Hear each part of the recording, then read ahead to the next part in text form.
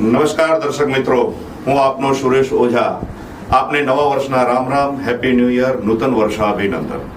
નવા વર્ષની શુભ શરૂઆત આજે આપની સમક્ષ એજીપી ન્યૂઝ અને એજીપી મિલન મંચ એક સુંદર મજાની આપની સમક્ષ પ્રસ્તુતિ કરી રહ્યા છીએ.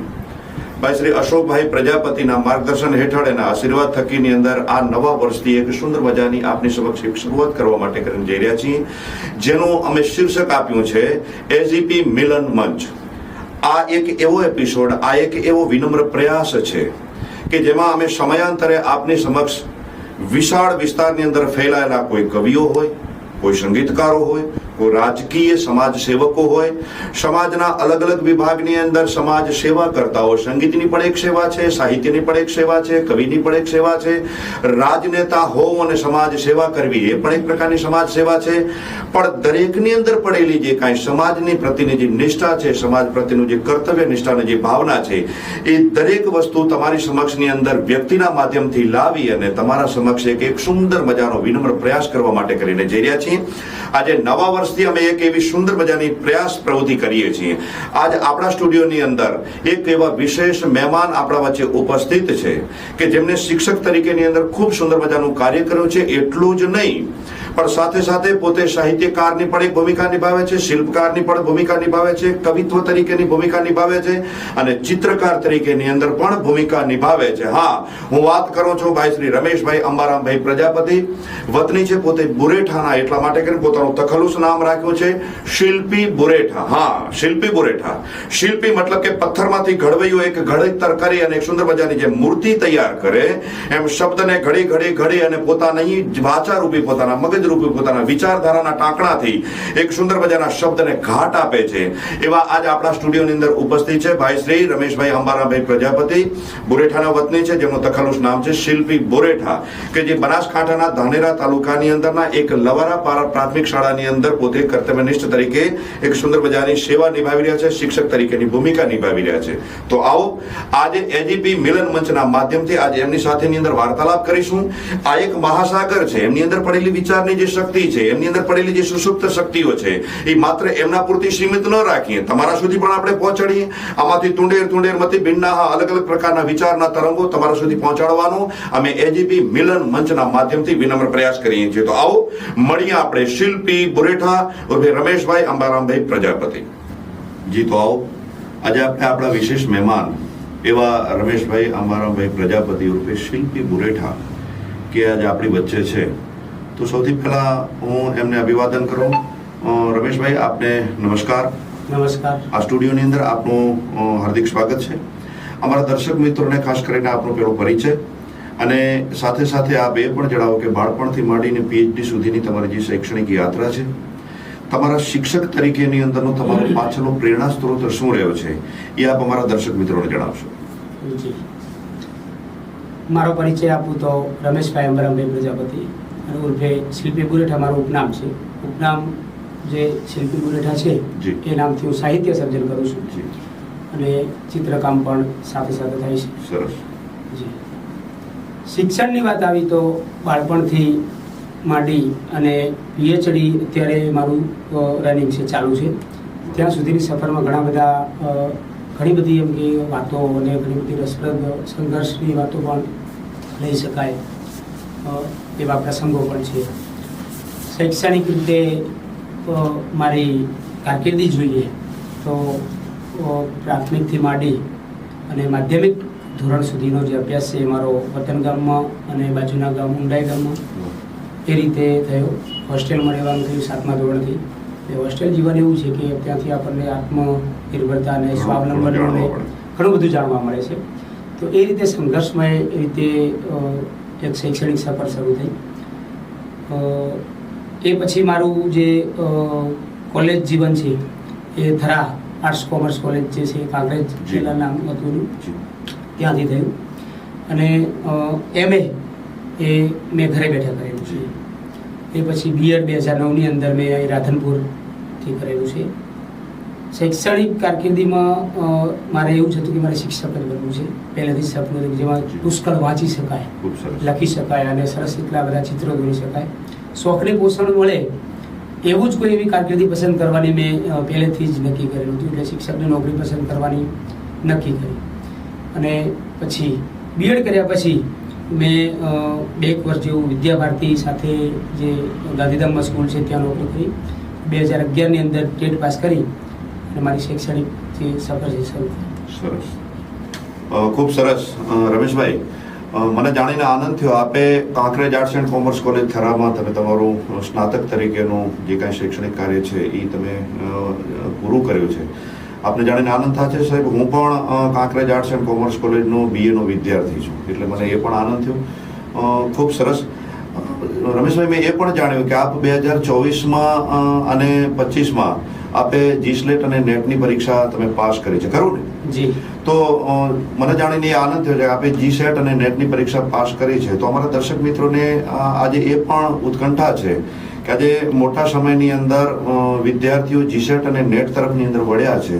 તો આજે આ અવસરે જ્યારે તમે આજ મળ્યા છો, તમારા દર્શકોને એમાંના કેટલા વિદ્યાર્થીઓ પણ હશે, તો આમાં વિદ્યાર્થીઓને એ જાણવાનો ઉત્સાહ છે કે આપને જીસેટ અને નેટના દ્વારા જે કાંઈ તમે પરીક્ષા પાસ કરી છે એમાં તમે જે સફળતા પ્રાપ્ત કરી એમાં કેવા કેવા પ્રકારના પડકારો ઝીલ્યા, એ સફળતા પાછળનો તમારો જે હેતુ, એ મહેનત, એ તમારો જે સંઘર્ષ છે, એ બધી જ બાબતો અમારા દર્શકોને જાણવાની ઈચ્છા છે. તો એ કૃપા કરી જણાવશો.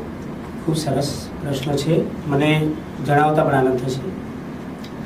જીસેટ અને નેટની જે પરીક્ષા હતી અને મારું PhD કરવાનું છે, એ તો મારું પહેલેથી સપનું હતું. કોલેજ કાળમાં તો ત્યારથી એવું લાગતું હતું કે હું PhD તો કરી અને પ્રોફેસર બનવાની તમન્ના હતી.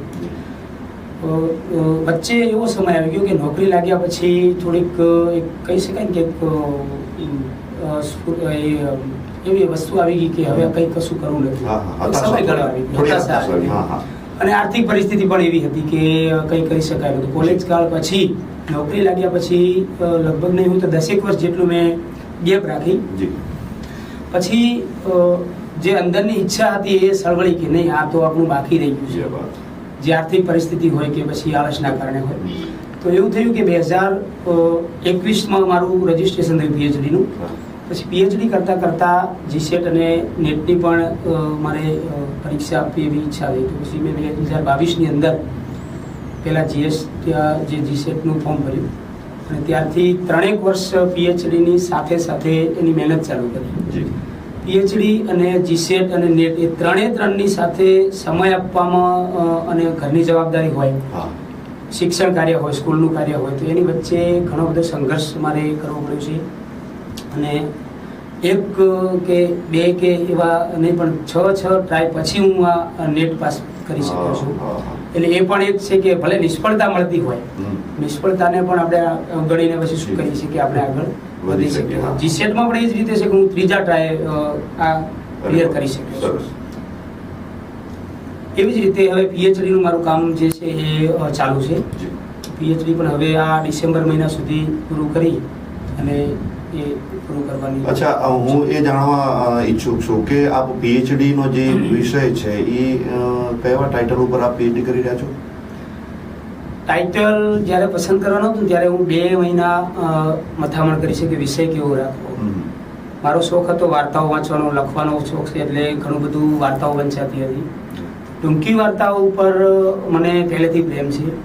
રોજની એક ટૂંકી વાર્તા વાંચવી એવો એક આપણા એક સરસ મજાના લેખક છે નવનીતભાઈ જાની, બહુ મોટા વાર્તાકાર છે. એમનો એક સરસ આવો નિયમ છે કે રોજ એક વાર્તા વાંચવી. મેં પણ 2000 કોરોના કાળ પછી વાર્તાઓ વાંચવાનું ચાલુ કર્યું. જેટલી વાર્તાઓ વંચાય એટલી નોંધાતી જાય કે આજે રોજની આખા વર્ષની કેટલી વંચાઈ.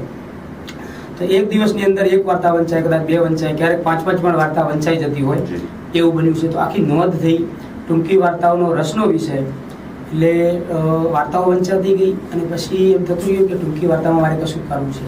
અને એમાં પણ આનું આધુનિક યુગ જે છે એ મને વધારે ગમે, કારણ કે આપણો સાંપ્રત સમય છે. એ સાંપ્રત સમયમાં ઘણા બધા આનું આધુનિક એના જે લક્ષણો છે તો એ મને વધારે આકર્ષે છે.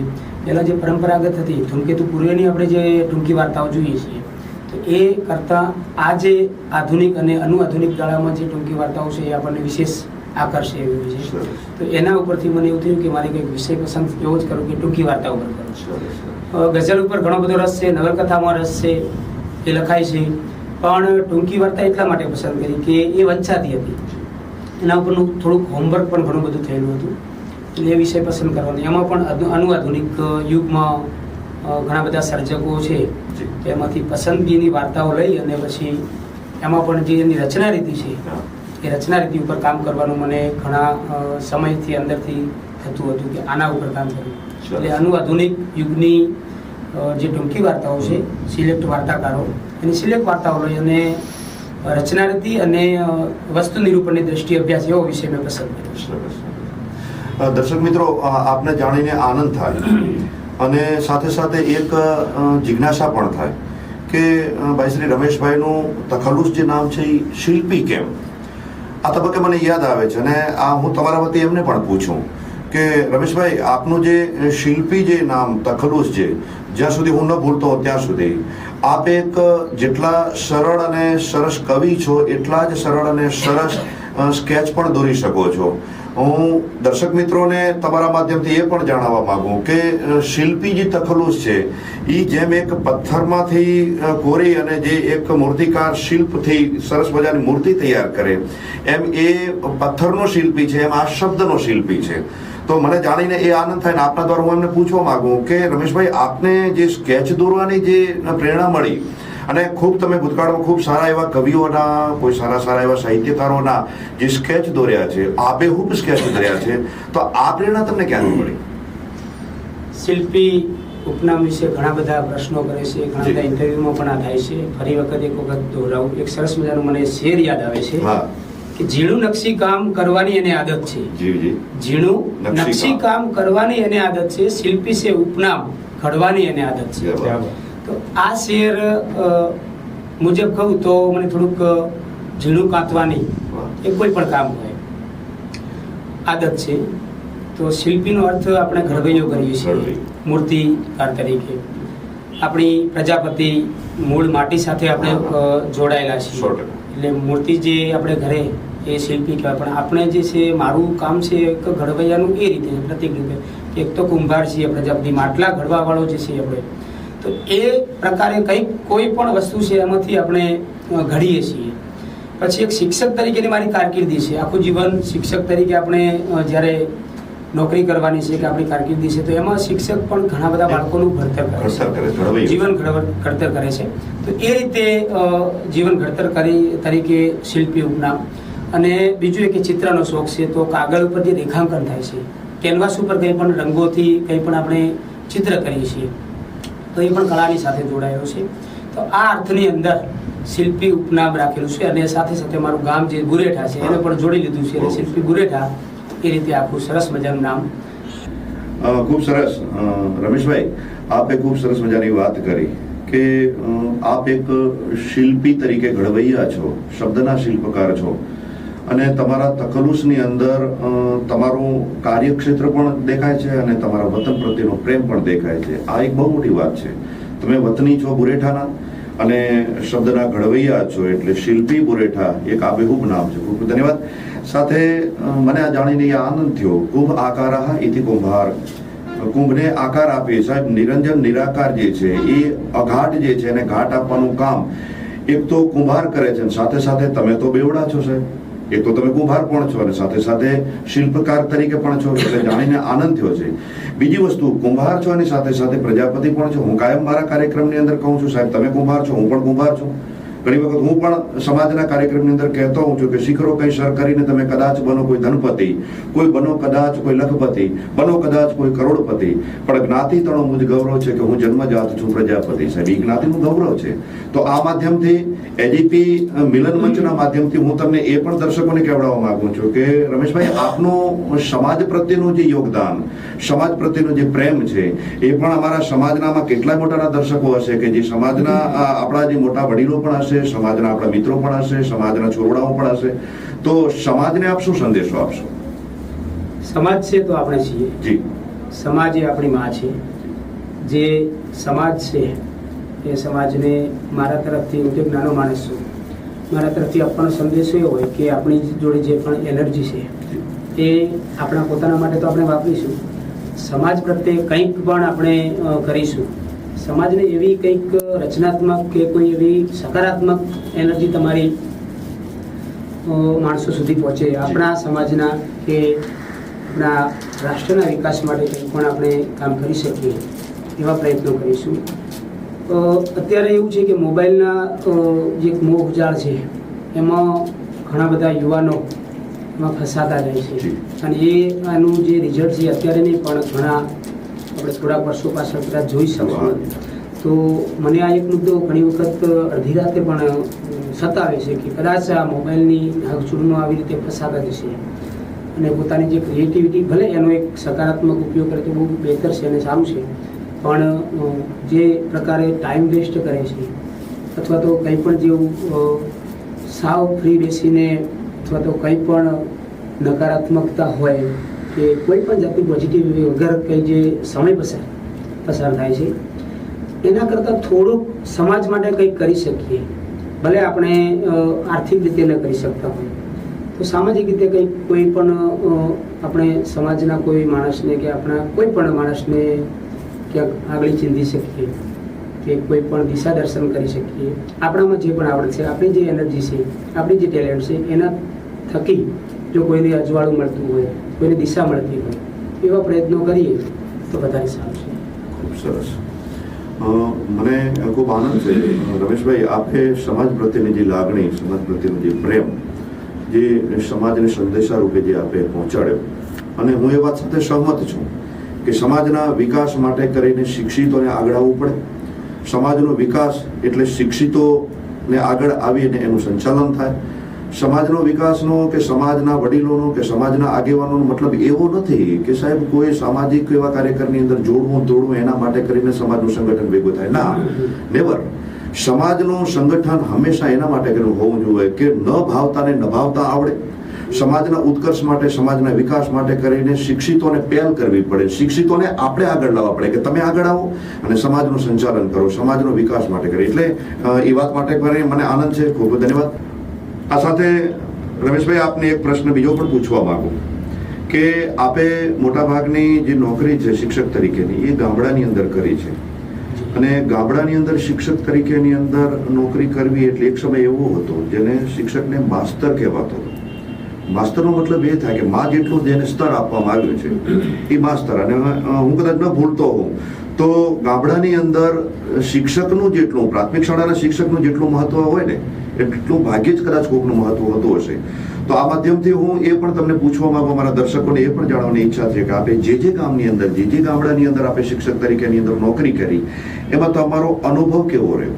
બીજું, શિક્ષક તરીકે અને શિલ્પકાર તરીકે, કવિ તરીકે, સ્કેચકાર તરીકેની અંદર તમે જે અત્યારે પ્રશંસા અને જે સફળતા ભોગવી છે, આ સફળતાની પાછળ તમારા પરિવારનો ફાળો કેટલો રહ્યો? આ બંને વસ્તુઓ મારા દર્શકોને જાણવાની ઈચ્છા છે કે એક તો ગામડામાં તમારો શિક્ષકનો અનુભવ કેવો રહ્યો અને તમારી સફળતાની પાછળ તમારા પરિવારનો ફાળો કેટલો રહ્યો?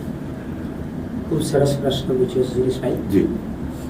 શિક્ષક તરીકે નોકરી કરવામાં એવું છે કે હું ગામડાનો માણસ છું. ગામડામાં આપણે ધૂળ માટી સાથે જોડાયેલા છીએ. તો ગામ જ એવું પસંદ કરેલું છે કે જ્યાં ગામડું હોય. ઘરના પરિવારના લોકો ખેતી સાથે જોડાયેલા હોય એટલે એમને ગામડું જ ફાવે.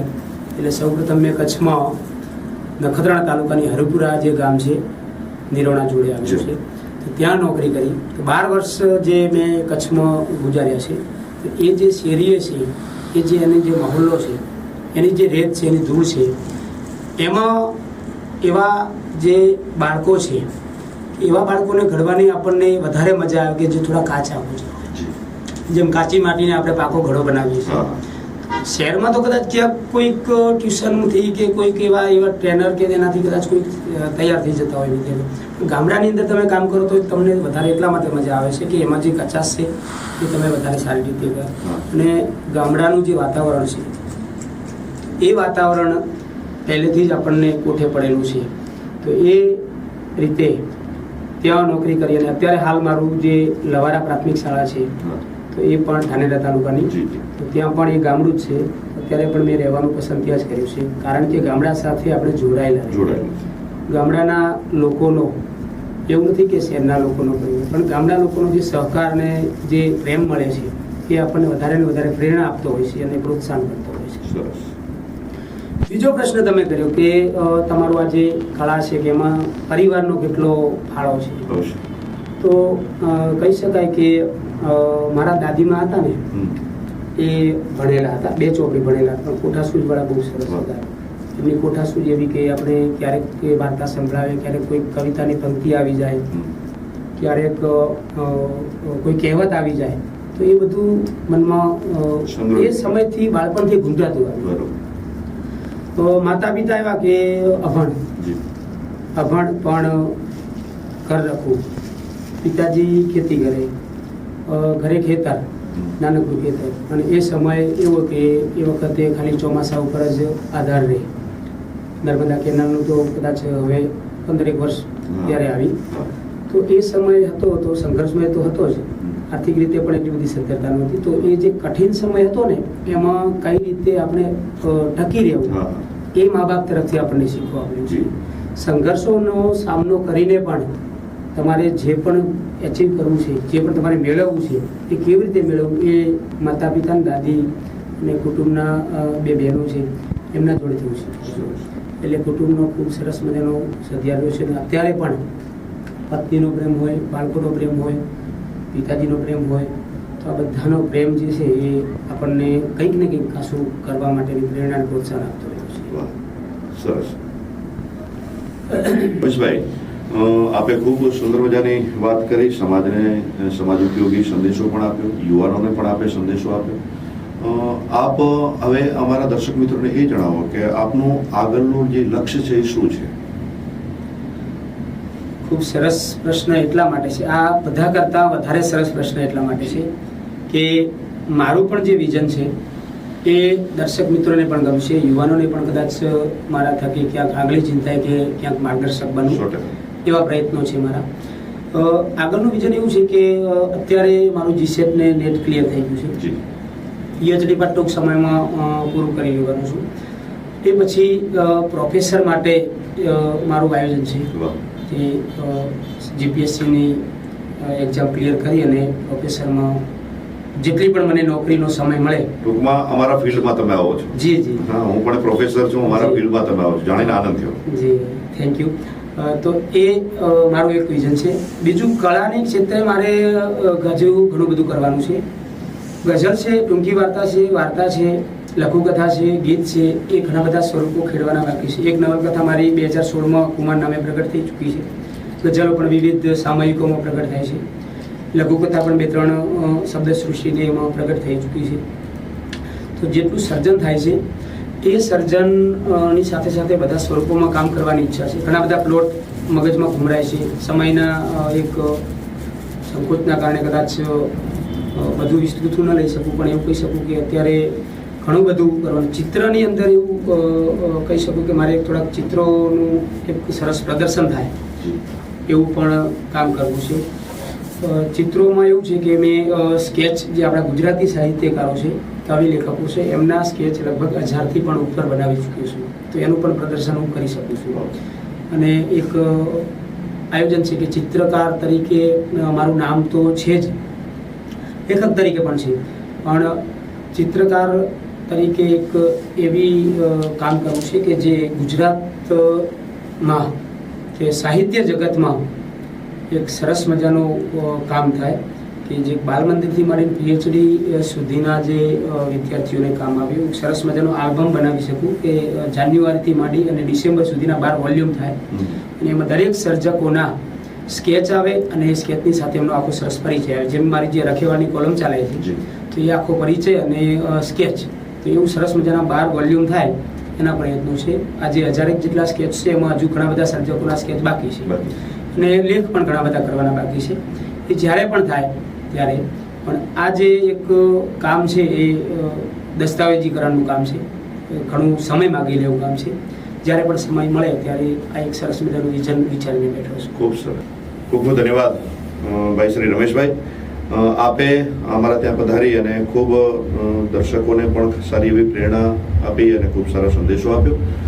AGP ન્યૂઝ ઇન્ડિયા અને AGP મિલન મંચના ઓનર ભાઈ શ્રી અશોકભાઈ પ્રજાપતિ, એમના સઘન પ્રયાસથી, એમના આશીર્વાદથી, એમના માર્ગદર્શનથી આ એક વિનમ્ર પ્રયાસ અમે જે શરૂ કર્યો છે, જેની શરૂઆત પ્રજાપતિ અને પ્રજાપતિ જ્ઞાતિના એક એવા સુંદર મજાના શિલ્પકાર ગણો, ચિત્રકાર ગણો, કવિત્વ શૈલીના એક અદના આદમી ગણો કે એક શ્રેષ્ઠ શિક્ષક ગણો. આજે નવા વર્ષની શરૂઆતથી જ અમે એક શિક્ષકના માધ્યમથી, શિક્ષકની વાચાથી અમે આ શરૂઆત કરી છે. આવનારા એવા કેટલાય એપિસોડની અંદર અમે અવનવા એવા વ્યક્તિઓની, એવી હસ્તીઓની આપની સમક્ષ એક મુલાકાત કરાવીશું, જેની 2, 5, 10, 15 મિનિટ કે અડધો કલાકની એક મુલાકાત તમારા સુધી એક એવી સુંદર મજાની શુભેચ્છા લઈને આવે, સુંદર મજાનું માર્ગદર્શન લઈને આવે અને આપના થકી આ જે મંચ ચાલી રહ્યો છે, આ જે મિલન મંચ ચાલે છે, એમાં તમને ઘણું બધું જાણવા પણ મળશે અને ઘણું બધું શીખવા પણ મળશે. તો ફરી પાછા આપણે નવા એપિસોડની અંદર નવા વ્યક્તિત્વ સાથે, નવી મુલાકાત સાથે મળીશું. ત્યાં સુધી મને રજા આપો. જય હિન્દ, જય ભારત. નમસ્કાર, હું Rameshbhai Ambarambhai Prajapati, simply Buletha. AGP news India દ્વારા પ્રસ્તુત એક એવું સરસ મજાનો કાર્યક્રમ જેનું નામ છે એજીપી મિલન મંચ. જે કાર્યક્રમ આ વર્ષથી, નવા વર્ષથી શુભ શરૂઆત થવા જઈ રહી છે. આ મંચની અંદર વિવિધ ક્ષેત્રની અંદર સંકળાયેલા ઘણા બધા મહાનુભાવો, એ રાજકારણ હોય, કવિ લેખક તરીકે હોય, સમાજ સેવક હોય, સાધુ સંત હોય કે પછી કોઈ પણ સમાજની દિશા દર્શન કરતા કે કોઈને પણ પ્રેરણા આપતા હોય, એવા કોઈ મહાનુભાવોને અહીં સ્ટુડિયોમાં લઈ આવી અને એક દિશા દર્શન, સમાજની સેવા કરવા માટે, માર્ગદર્શન આપવા માટે આ માધ્યમ દ્વારા અશોકભાઈ પ્રજાપતિ દ્વારા એક સરસ મજાની પહેલ કરવામાં આવી છે.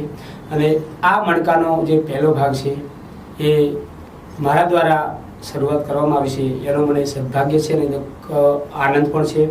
સુરેશભાઈ ઓઝા અને અશોકભાઈના કેમેરામેન શ્રી અને આખી એજીપી ન્યૂઝ ઇન્ડિયા ટીમનો ખૂબ ખૂબ આભાર, હૃદયવતી હાર્દિક આભાર. Thank you.